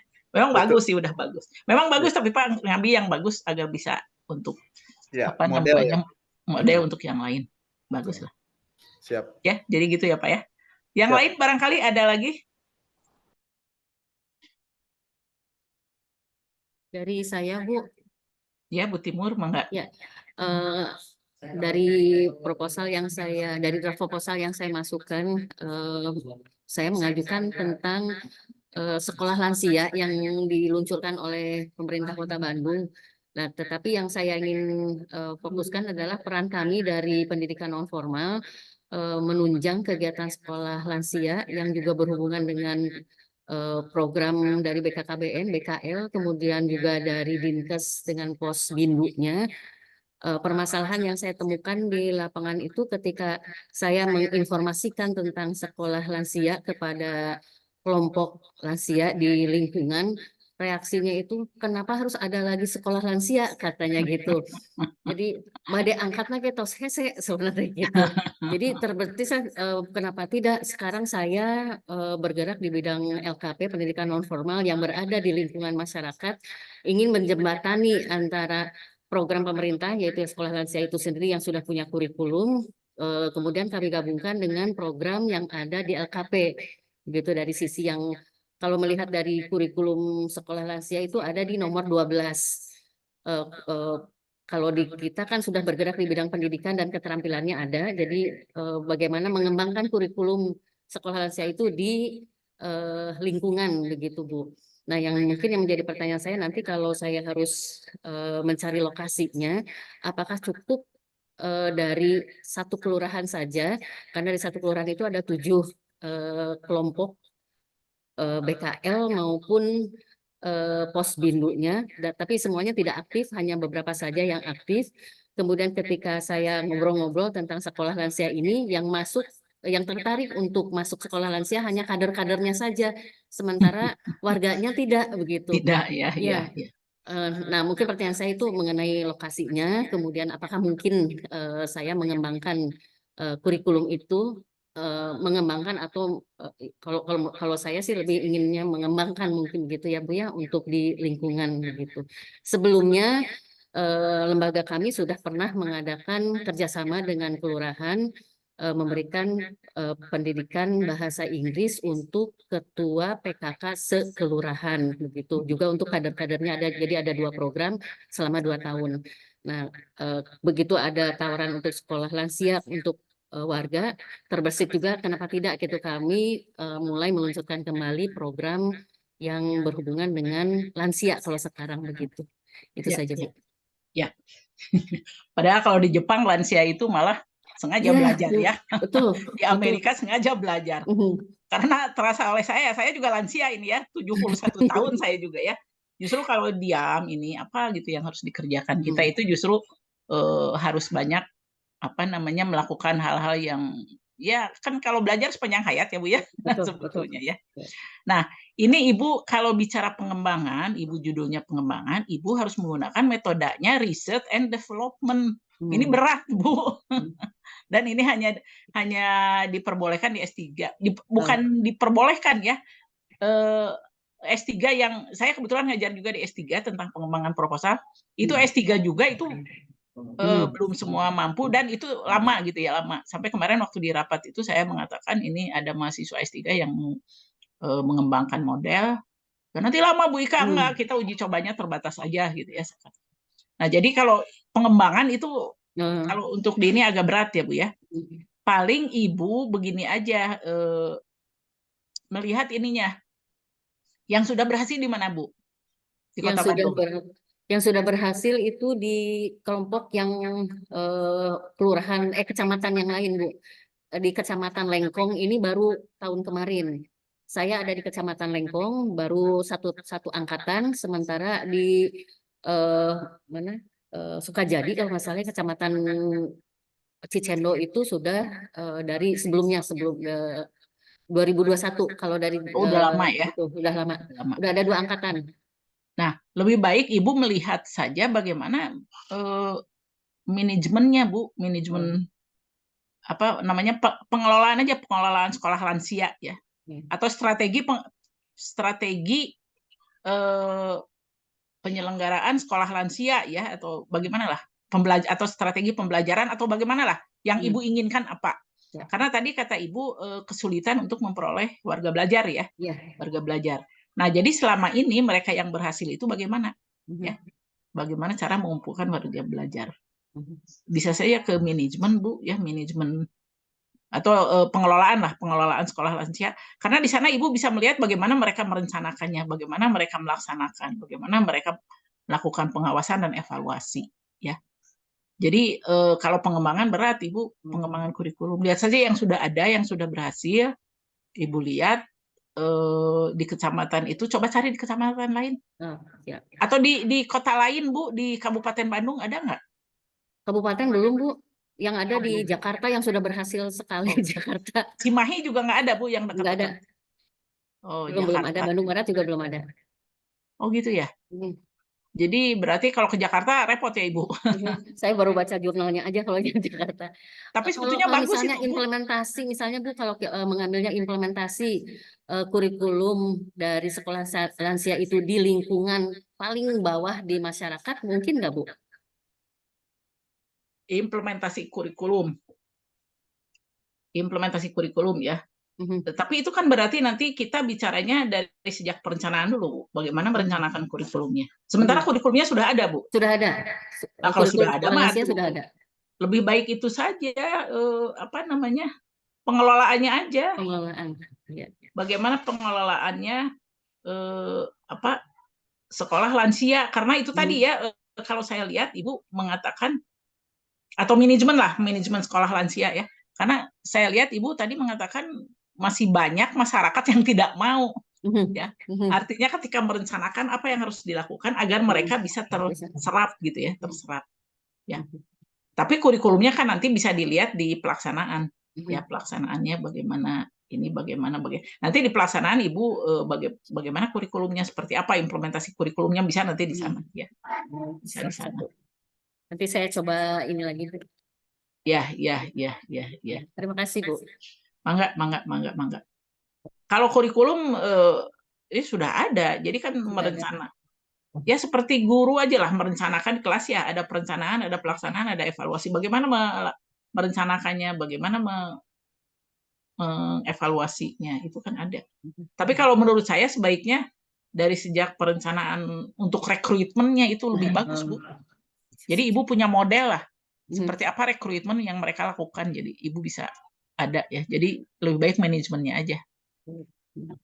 Ibu coba cari aja di kecamatan lain di Kota Bandung, barangkali ada yang bagus lagi. Ya, insya Allah Bu, saya cari. Barangkali ya.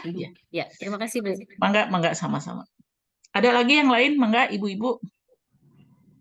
Tadi Ibu Timur sudah. Ya, Waalaikumsalam. Mangga Bu Rita. Ya, silakan.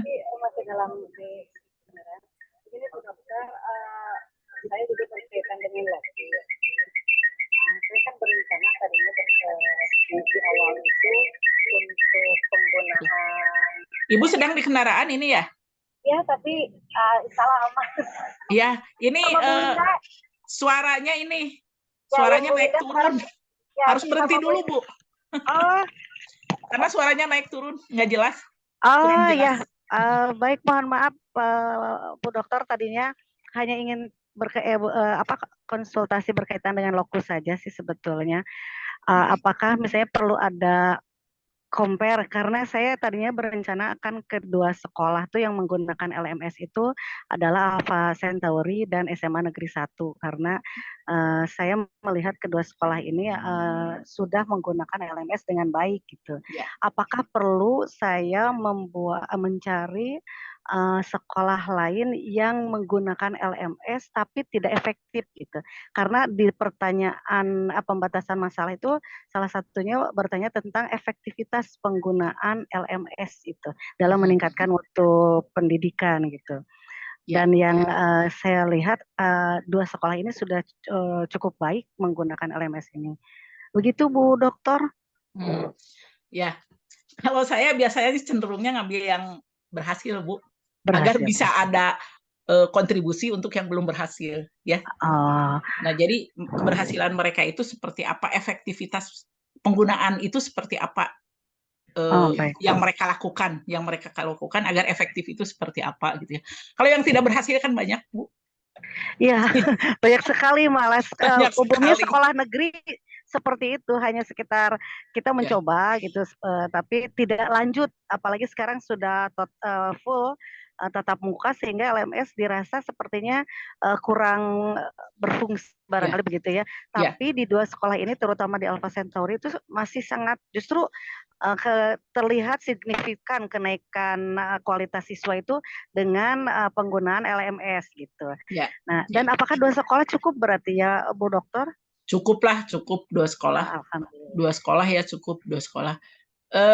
Kalau misalkan ada yang di luar kota Bandung itu lebih bagus, misalkan di Cimahi atau di Kabupaten Bandung boleh juga. Tapi Ibu carinya lebih baik. Ini tapi sudah bagus, ada negeri, ada swasta. Bagusnya memang yang berhasil agar kita bisa memberi kontribusi kepada sekolah yang belum berhasil, ya. Dan ini sebetulnya kalau seandainya Ibu expose nanti di jurnal, ya, di jurnal itu sebetulnya nanti ini saya ambil contoh saya sendiri ya, maaf ini agak rasis ya. Saya itu meneliti dulu waktu S2, waktu S3 ya sebetulnya, waktu S3 meneliti tentang sesuatu kasus. Ternyata kasus itu memang sedang banyak dibicarakan, sehingga akhirnya kita itu sering diminta untuk jadi pembicara gitu. Benar dianggap sudah ini. Nah, tapi itu tadi kita harus publikasikan hasil kita itu apakah kalau di jurnal misalkan punya Ibu yang bisa masuk jurnal, atau misalkan Ibu tulis lagi di mana. Nah, itu Ibu nanti akan jadi pembicara untuk itu gitu ya. Itu lebih bagus lagi ya. Ada keuntungannya. Atau bahkan Ibu bisa membuat buku yang berkaitan dengan itu gitu ya. Bisa saja. Ya. Jadi betul-betul harus yang by data dan fakta begitu ya Bu Dokter barangkali ya, sehingga bisa dipertanggungjawabkan mungkin begitu nanti. Ya. Seperti tadi Bu Timur juga bagusnya yang berhasil ya, sehingga Ibu nanti bisa katakanlah membuat semacam buku atau apa ya, atau makalah atau apa yang berkaitan dengan tadi hasil penelitian Ibu ternyata harus begini nih. Nah, itu Ibu bisa ini kan, apalagi Ibu kan aktif ya di ini ya, di LKP ya, itu bisa jadi bahan masukan untuk mereka. Ini harusnya begini. Jadi Ibu nanti bisa jadi pembicara dari hasil penelitian. Karena hasil penelitian itu kita intens ya, bukan hanya sekedar main-main. Jadi artinya datanya benar gitu ya, faktanya benar gitu ya. Nah, itu seperti itu. Ya bagusnya seperti tadi ya. Jadi yang sudah bagus saja ya Bu Rita ya, sebaiknya ambilnya. Ada lagi, Mangga, silakan. Nah, kalau tidak ada lagi, saya mau ini ya, tentang validitas dan reliabilitas. Nah, ini ya. Sudah kelihatan? Ada kelihatan tidak? Ada, Bu. Ada ya. Nah, kita bicara validitas dan reliabilitas penelitian kualitatif. Ini yang berbeda dengan kuantitatif. Nah, kita di kuantitatif itu untuk mengetahui nilai kebenaran itu menggunakan validitas internal. Ya, untuk penerapan validitas eksternal, konsistensi itu reliabilitas dan netralitas objektivitas. Nah, ini kalau kualitatif ini credibility ya disebutnya. Kemudian penerapan, ini validitas eksternal ini, kalau validitas internal adalah kemampuan penelitian itu sesuai dengan, jadi apa yang diteliti itu sesuai ya dengan apa yang kondisi yang ada gitu ya. Nah, kalau validitas eksternal kan ini berkaitan dengan generalisasi ya, generalisasi dari hasil penelitian. Nah, dalam kualitatif tidak ada generalisasi ya, karena itu seperti saya jelaskan waktu lalu, bukan populasi ya, kita bukan mengambil sampel dari populasi ya, tapi kita mengambil situasi sosial. Situasi sosial itu bisa hanya di beberapa tempat saja, tidak di banyak tempat ya, tidak di lingkup yang luas. Kalau populasi kan lingkup yang luas ya. Kemudian misalkan diambil minimal 30%, bahkan ada yang sampai total populasi, ada yang 60% tergantung ya. Tapi kan kalau ini misalkan hanya tadi ya seperti dijelaskan oleh ibu-ibu dan bapak yang bicara, itu tadi misalkan hanya di satu lembaga, ini di satu lembaga, jadi memang sudah ditentukan lembaganya ya. Nah, jadi di sini tidak bisa digeneralisasi, hanya dialihkan di keteralihan. Jadi teralih dari apa yang tadi ya dijelaskan misalkan oleh Bu Rita ini tentang LMS ya tadi di satu sekolah ini berhasil, atau kata Bu Timur tadi tentang sekolah lansia ini berhasil. Nah ini coba bisa nggak di tempat lain dengan kondisi yang mirip, dengan situasi sosial yang mirip, paling seperti itu. Jadi bukan generalisasi. Nah tapi ini juga bisa dianggap generalisasi apabila nanti hasil penelitian ini bisa diterapkan di beberapa lokasi yang memang punya tipe situasi sosial yang sama. Artinya jadi melebar kan, hasilnya itu melebar. Tapi tetap tidak bisa hanya satu kali penelitian kemudian generalisasi, tidak bisa ya. Jadi harus beberapa kali penelitian. Kemudian reliabilitas ya, tingkat kepercayaan ya terhadap hasil penelitian itu di sini disebut dependabilitas, dan netralitas ini objektivitas ya. Di sini confirmability ya. Jadi beda istilahnya, tapi sebetulnya isinya hampir sama ya. Nah ini kan kepercayaan terhadap data hasil penelitian, ini kredibilitas ya, transferability nanti ke keteralihan. Nah kemungkinan hasil penelitian dapat diterapkan atau digunakan dalam situasi lain. Kalau dependability diandalkan ya apabila orang lain dapat mengulangi atau mereplikasi proses penelitian yang dilakukan oleh seorang penelitian. Nah kalau di sini kan kalau di kuantitatif ini konsisten, reliabilitas ya. Reliabilitas itu kalau dilakukan oleh orang lain sama tidak hasilnya gitu ya. Nah tapi kalau di ini ya, reliabilitas itu kalau di kuantitatif ya seperti itu. Kalau misalkan dilakukan oleh orang lain penelitian ini dengan menggunakan instrumen yang dibuat oleh kita, hasilnya seperti ini, apakah di tempat lain itu akan betul-betul bisa dipercaya? Tidak ya itunya, si instrumennya itu. Nah tapi kalau di sini kan tidak seperti itu ya, karena kemungkinan ada faktor lain yang mempengaruhi situasi sosial tersebut ya. Tapi hanya di sini bisa mereplikasi proses penelitian yang dilakukan oleh seseorang, karena ini bukan generalisasi. Nah, confirmability, kepastian. Nah, kalau di sini kan objektivitas ya. Kalau di sini bila hasil penelitian bisa disepakati banyak orang, artinya itu objektif gitu ya, apa yang kita teliti itu. Nah, kemudian ini ya. Nah, bagaimana uji kredibilitas data ini ya? Credibility. Bagaimana, dengan cara apa? Nah, ini dengan perpanjangan pengamatan ya. Lalu dengan peningkatan ketekunan, dengan triangulasi. Triangulasi pernah saya jelaskan ya waktu yang lalu. Triangulasi itu bisa dari metodenya, misalkan kita bertanya pada seseorang, pertama menggunakan wawancara, kedua kita observasi orang itu, lalu ketiga misalkan lihat di dokumen-dokumen. Apa betul tidak apa yang dikatakan oleh orang itu? Atau triangulasi dari sumber. Misalkan saya ingin bertanya tentang gurita. Nah, bisa ke kepala sekolahnya, bisa ke rekannya, kemudian bisa di samping ke berita ya, pertama mungkin ke berita, lalu kedua ke kepala sekolah, ke rekannya, atau mungkin ke ke wakaseknya atau ke siswanya misalkan ya, itu triangulasi ya. Jadi bisa dari metodenya atau bisa dari sumber datanya ya. Kemudian diskusi dengan teman. Nah, ini diskusi dengan teman juga perlu ya untuk menetapkan kredibilitas data itu. Kredibel tidak data kita itu. Lalu analisis kasus negatif. Kita lihat kasus-kasus negatif yang ada, ya tadi kalau kita meneliti dari yang sudah berhasil, kita lihat yang tidak berhasil itu seperti apa gitu ya. Sehingga apa yang kita teliti di sini itu tidak akan seperti kasus-kasus yang negatif itu. Lalu member check ini, member check artinya ketika kita mewawancari seseorang, itu wawancara itu kan tidak bisa hanya satu kali ya, ada berkali-kali. Nanti kita cek lagi betul tidak jawabannya. Dengan mungkin pertanyaannya dibedakan gitu, tapi jawabannya mengacu ke itu juga. Itu member check ya, member check. Jadi ditanyakan pada itu. Atau misalkan kita tanya, Bu, waktu itu Ibu mengatakan begini, ada lagi nggak tambahannya gitu misalkan ya. Itu member check ya. Itu bisa seperti itu. Ini untuk kredibilitas. Kemudian ada untuk transferability, ya ini kalau di kuantitatif generalisasi. Nah, ini agar orang lain dapat memahami hasil penelitian kualitatif sehingga ada kemungkinan untuk menerapkan hasil penelitian tersebut. Maka dalam membuat laporannya, peneliti harus menguraikan secara rinci, jelas, sistematis, dan dapat dipercaya. Ya. Nah, sehingga nanti hasil penelitiannya itu bisa diterapkan di tempat lain gitu ya, dengan situasi sosial yang sama. Ini ya. Ini.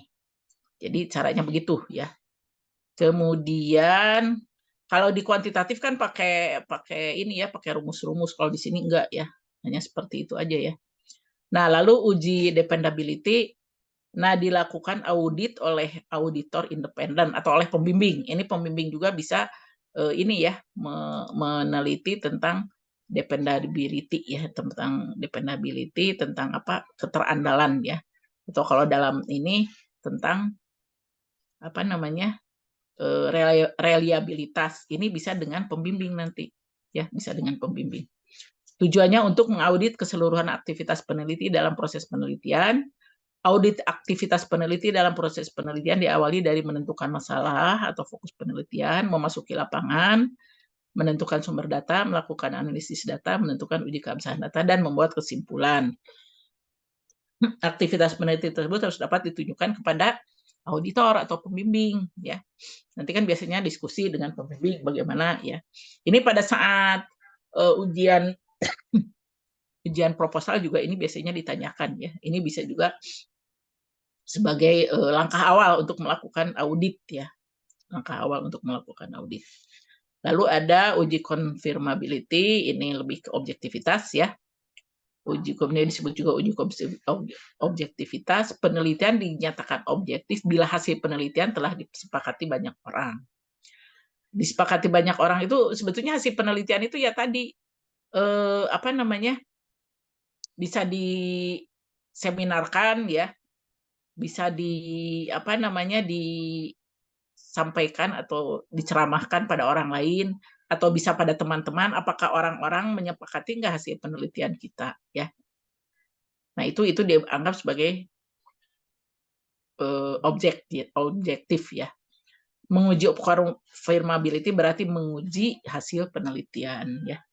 Kalau seandainya diseminarkan atau paparkan di depan orang banyak, kan mereka akan bertanya, ini bagaimana, ini bagaimana, ini bagaimana. Nah, itu kan sebetulnya untuk menguji confirmability, objektivitas ya. Objektivitas daripada hasil penelitian kita. Nah, ini saja ya untuk validitas. Ada yang akan bertanya di sini? Validitas dan reliabilitas.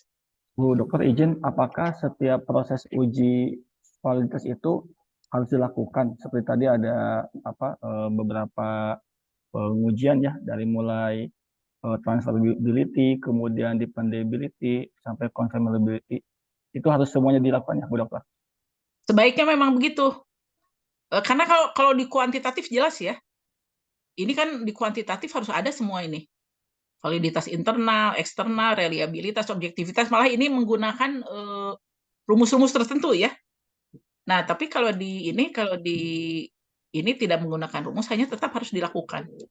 Okay. Seperti ini juga kan, ini kan harus dilakukan. Triangulasi harus dilakukan. Tekun ya memang iya ya. Ketika meneliti kualitatif itu, kita kalau tidak tekun tidak akan memperoleh data yang diharapkan gitu ya. Jadi misalkan saya pernah menemukan mahasiswa yang penelitian wawancara ke ini hanya sekali. Nah, bagaimana bisa mendalam kalau hanya sekali? Kan kita harus mendalam. Atau hanya satu orang gitu ya, di sekolah itu hanya satu orang. Nah, gimana kita bisa menganggap itu objektif gitu ya, atau bisa menganggap itu hasilnya itu baik ya. Tadi seperti saya katakan, kalau kita ingin melihat misalkan tadi ya, katakanlah salah satu guru, apakah betul nggak guru ini melakukan pengelolaan ataupun strategi kegiatan belajar mengajar yang kita munculkan dalam penelitian kita, apakah betul tidak?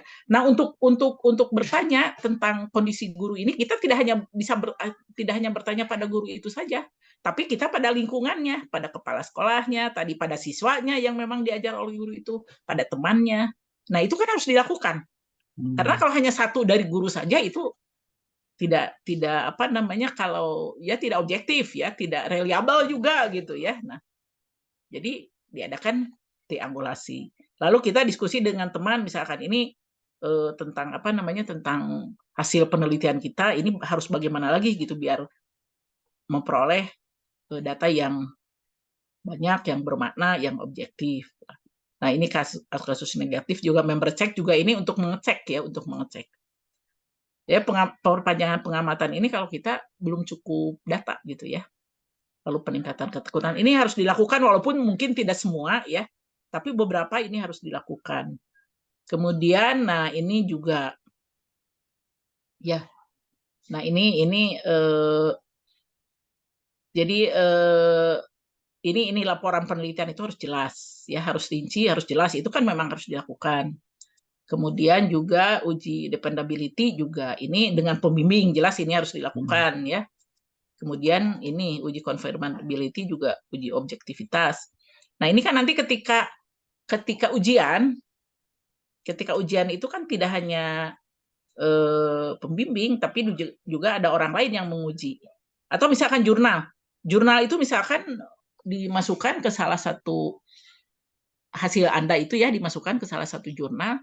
Nah, kan di sana itu juga diperiksa apakah ini hasil yang Anda peroleh itu atau hasil penelitian Anda itu penulisannya sesuai tidak, keterkaitan antara tujuan, antara masalah penelitian dengan tujuan, dengan hasil penelitian, ada tidak keterkaitannya. Itu biasanya begitu kalau jurnal yang baik itu ya. Mereka itu mengatakan ini misalkan kurang terkait antara masalah dengan aspek yang diteliti misalkan. Itu biasanya begitu.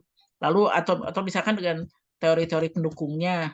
Itu sebetulnya itu tadi untuk uji confirmability ya, objektif tidak hasil penelitian itu. Kalau mereka sepakat dengan hasil penelitian kita, nah lalu di jurnal itu langsung diterima atau dinyatakan bahwa ini bisa dipublish ya. Nah, itu baru bisa dikatakan confirm objektif ya, karena banyak yang mengakui gitu, bukan hanya pembimbing saja, bukan hanya peneliti saja, tapi juga nanti penguji dan juga itu orang-orang di jurnal ya, reviewer di jurnal itu uji confirmability. Jadi ini semua sebetulnya harus dilakukan ya, harus dilalui, harus dilakukan ya.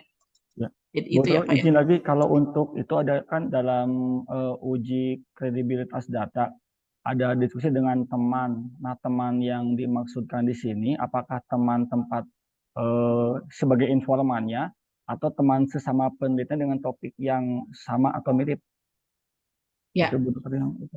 Sebetulnya dengan teman yang memang paham tentang masalah yang diteliti atau tentang metodologi penelitian. Jadi untuk diskusi lah. Kita juga kan dengan teman suka saling tanya ya, suka diskusi.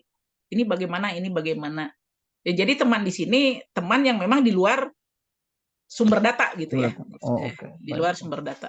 Mungkin Bapak misalkan diskusi dengan siapa gitu ya, yang memang dianggap oleh Bapak itu memahami tentang masalah penelitian atau tentang metode penelitian. Seperti itu ya. Ada tidak teman yang seperti itu, Pak? Ada insya Allah. Betul. Satu lagi yang ingin saya tanyakan. Kan kita tuh nanti artinya ketika melakukan uji data itu kan atau untuk mengumpulkan informasi akan banyak bertemu dengan informan. Nah, yang ingin saya tanyakan frekuensi untuk bertemu informan itu apakah ada ketentuan yang memang mengatur atau sesering mungkin atau memang ada durasi yang perlu kita atur supaya mendapatkan data yang memang betul-betul sesuai dengan harapan hasil penelitian. Itu bagaimana, Bu?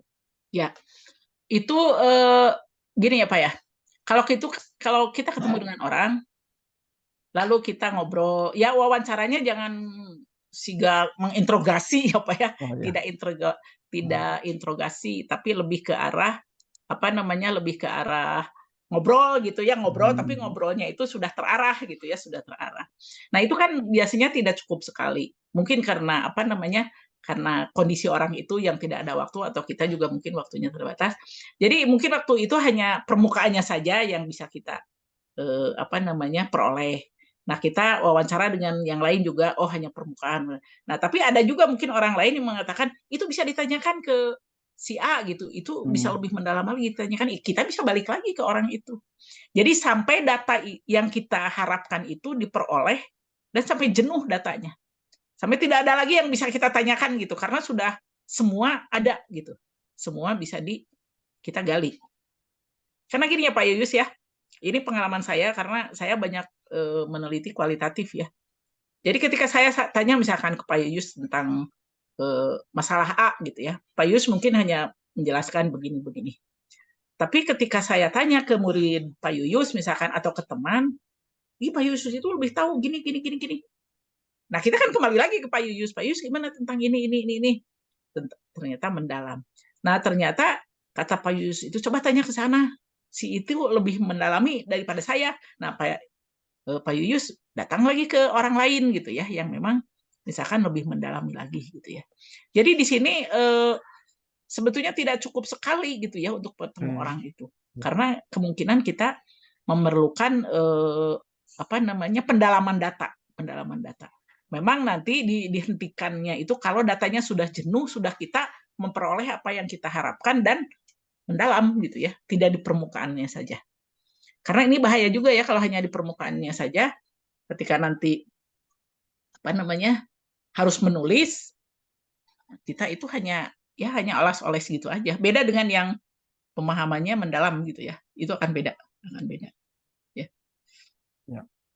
Baik Bu. Seperti itu. Ya, sampai jenuh lah ya datanya. Ada lagi? Nggak tahu mungkin teman-teman yang lain mungkin. Ada, mangga silakan yang lain.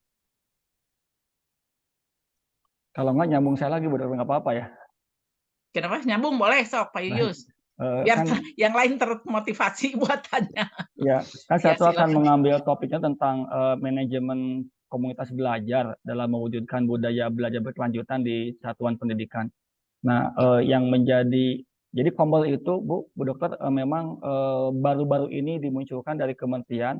Ada buku panduannya, ada cara mengoptimalisasikannya, yang memang dulu tuh berkembang dari komite pembelajar waktu sekolah penggerak. Nah, ketika saya coba ya sedikit ngobrol-ngobrol, memang Kombel tuh di sekolah banyak belum dibentukan, Bu. Jadi ketika tadi awalnya saya akan mencari model yang sudah berhasil, dan di pasien itu belum ada model, Bu, terkaitnya. Nah, itu gimana, Bu, terkait judul yang akan saya coba angkat tentang manajemen Kombel? Ya, artinya nanti Bapak di dalamnya itu bicara tentang masalah kenapa ini tidak bisa diterapkan. Oke. Di dalamnya itu. Ya, di dalamnya nggak apa-apa manajemen ini, tapi ketika ditelaah di lapangan ternyata mereka belum mampu menerapkan. Nah, apa ketidakmampuannya itu? Itu kan kendala ya. Kendala, oke, baik. Ya. Mereka membuat perencanaan, tapi perencanaannya tidak sesuai dengan apa yang ada dalam buku panduan, atau tidak menghasilkan rencana untuk pelaksanaan, ya, untuk ditindaklanjuti dengan pelaksanaan. Lalu pelaksanaannya belum ada misalkan ya. Nah, nanti kan dimunculkan di dalam hambatan. Tadi ada perencanaan, pelaksanaan, evaluasi. Terus hambatannya apa yang menyebabkan mereka tidak bisa melakukan itu? Ya. Itu sama sekali belum ada yang berhasil, Pak. Jadi untuk membentuknya juga, Bu Dokter, memang belum tersosialisasikan secara masif, karena ini baru 2 atau 3 bulan ke belakang dari Kemdikbud untuk memperkenalkan tentang bentuk Kombel. Tapi secara teknis di lapangan kan ada 3, Bu Dokter. Ada Kombel yang satuan pendidikan, ada Kombel antar satuan pendidikan, ada Kombel daring. Kalau Kombel daring itu udah masif, otomatis jalan karena virtual oleh guru-guru yang ada di PMM. Nah, yang harapan pemerintah itu kan menggerakkan yang di sekolah, Bu Dokter. Biar guru itu punya budaya belajar berkelanjutan dengan komunitas guru di sekolahnya. Nah, itu yang belum nampak itu. Kombelnya juga belum dibentuk, Bu Dokter, di sekolah-sekolah. Iya, berarti nanti menelitinya tentang hambatannya ya. Betul. Hambatan penerapan itu ya, kelompok itu. Pembentukan komunitas belajar. Pembentukan kelompok ya, hambatan pembentukan kelompok ini ya. Kelompok belajar di sekolah ya. Bisa seperti itu, Pak. Ya. Baik. Mangga, yang lain ada lagi?